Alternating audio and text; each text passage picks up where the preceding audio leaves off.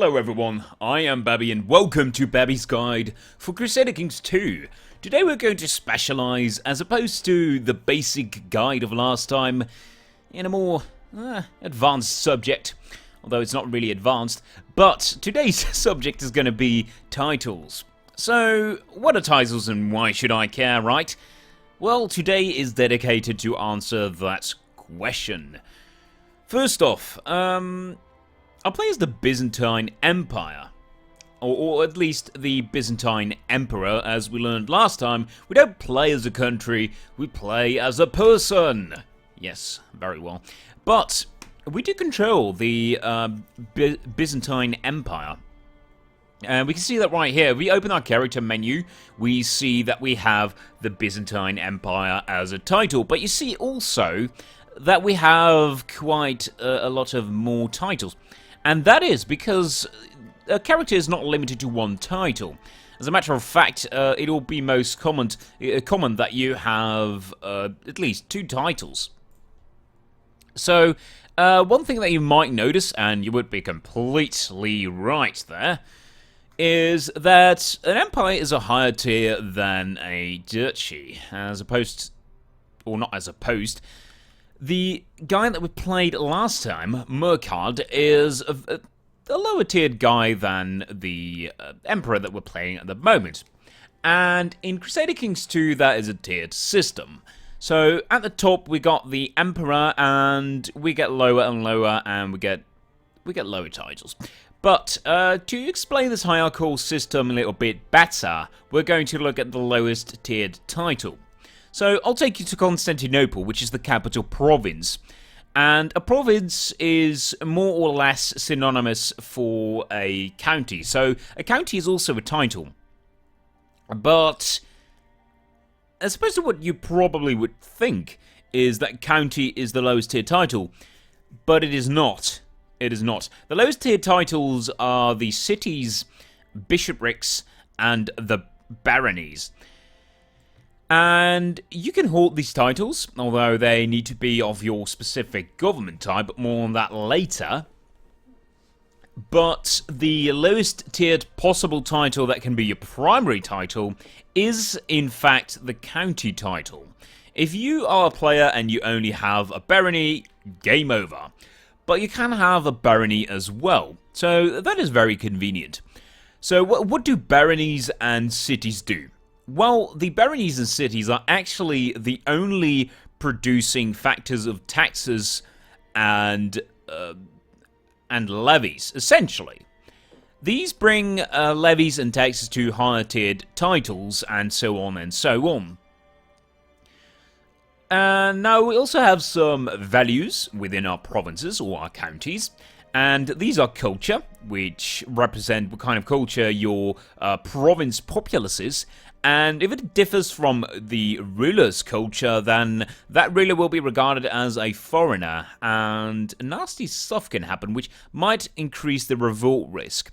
Same goes for religion. Religion for a province is also not different per religion, but it is very different between persons. But between provinces, it's not that different.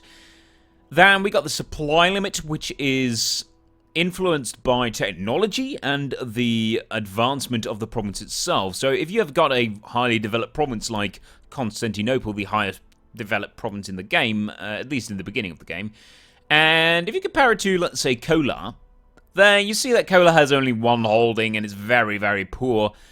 But there's also something else. Every single province has technology.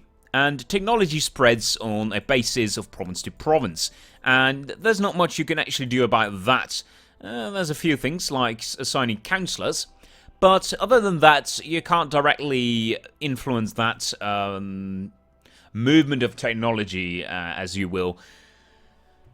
So technology greatly differs. Technology travels from province to province. It does so very slowly, but it does surely. And it's very nice that you see that technology is not determined by the country itself. So there's no countrywide technology, as opposed to most strategy games. So this is what differs Crusader Kings II from other games, among others. But yeah. So, as I mentioned, the lowest tiered titles, so the cities, the bishoprics, and baronies, they all supply you with levies and taxes. They all do different tasks. The city do supply you with a high amount of taxes, but low amount of levies. The bishoprics do about 50-50, and the baronies supply with the highest amount of levies, but a low amount of gold. So you might want to balance that out. What essentially happens is that money shifts, and troops do as well. The Baron has rights to most of his troops, but he does supply some to the tier above, so that would be the Count, and we are the Count, so he directly supplies to us. But that could be a middleman, and there could even be 2 middlemen. And could there be 3? I guess there could be. There could be 3 middlemen at a grand total. So that would mean that you get less and less the higher you move up. So directly owning holdings supplies you with the most troops and the most gold. So the portion is all determined by law, which is tied to titles as well, from duchy and above. You can find laws over here, and they all do different stuff, but that is for a more specialized guide later on. We're going to move on. I'm going to give you the example, and right away I'm going to show you the hierarchical system here. We have the County of Constantinople, who gets its money and its troops from the lowered tiered titles here. And they all supply to, well, this is probably a bad example, but if we move to Thessalia, then the Count of Thessalia, they supply the Duke of Epirus, which is their leader directly, with troops and money, at least a portion. And what they do is they supply me with a portion of theirs. So the more middlemen there are, naturally, the less troops and the less money you're going to get supplied.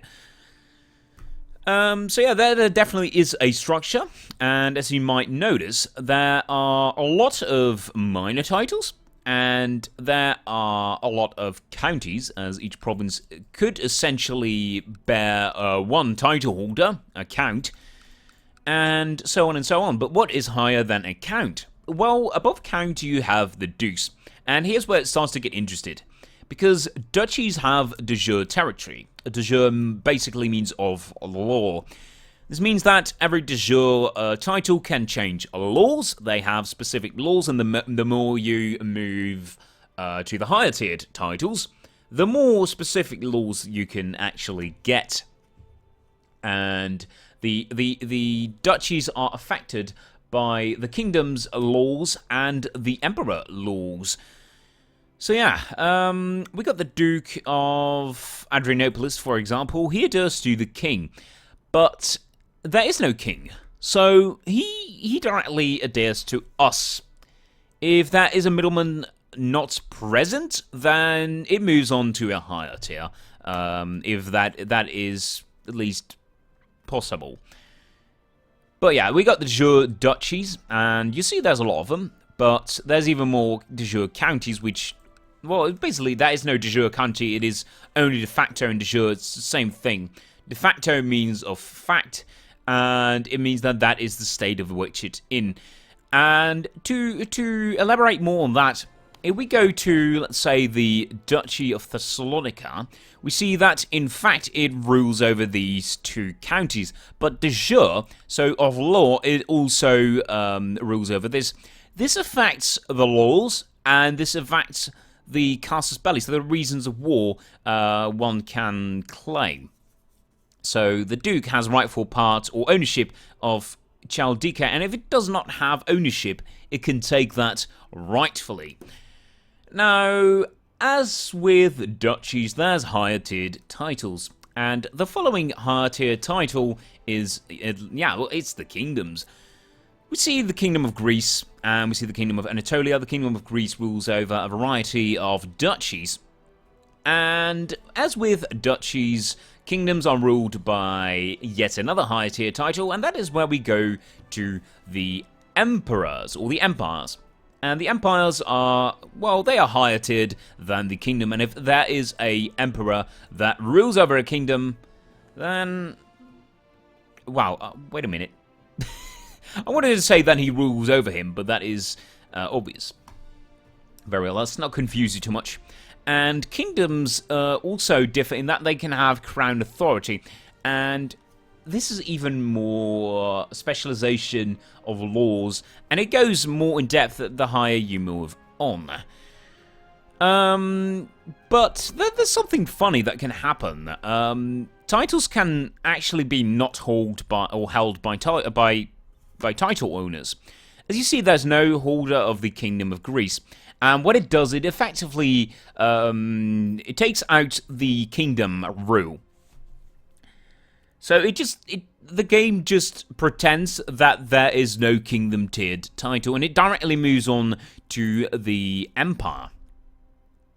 So if there wouldn't be no duke, if there would be no king, and then it would directly move on to the emperor. As you see right here, the case is true with us. There's no count, although we are the count, but let's pretend there's no count, there's no duke, and there is also no king here. So the money from these holdings directly moves on to the emperor. We are the direct liege. And if there were a title in between, then let's say the duke is the direct liege of these two holdings, but we are the direct liege of theirs. It might be a little bit difficult to grasp on, but what I do recommend you to do is go to some random characters, click on them, and just take a look for yourself. Now, over here, it's a bit fuzzy. It's a little bit fuzzy. If you look at vassals, these are the guys that are our direct vassals. These guys directly adhere to us. And if you click on lower tier characters, then you see the direct liege of theirs. So it's recommended that you look around at characters and study the tiered hierarchical system that is in place. Now, one more thing before we leave is that there's a difference between primary titles and, well, non-primary titles.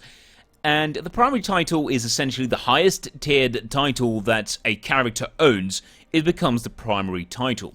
Now, in our case, that is an empire title. And that makes us an emperor. But what happens if there are two empire tiers in our possession? Well, what happens is that one of the two becomes the primary title, and the other one is regarded as, I wouldn't say non-existent, because you still rightfully rule the land. Let's say if we would own the Empire of Carpathia, then we would still be the rightful rulers over that, and the guys that live here would be right for our vassals. But the laws within the realm of the Byzantine Empire apply, and again, this is our primary title. So everything that happens under this banner, and it happens through these laws. It might all sound a little bit complicated, but it really is not that difficult if you have some experience within the game and if you know the very basics. So I do recommend following step by step. Maybe something that would have been useful within the beginning of the tutorial, but very well. That is basically, or that's pretty much the end of it. Make sure to subscribe if you have not already to make sure that you are updated of the latest development of guides. And as always, everyone, have a good one. Cheers.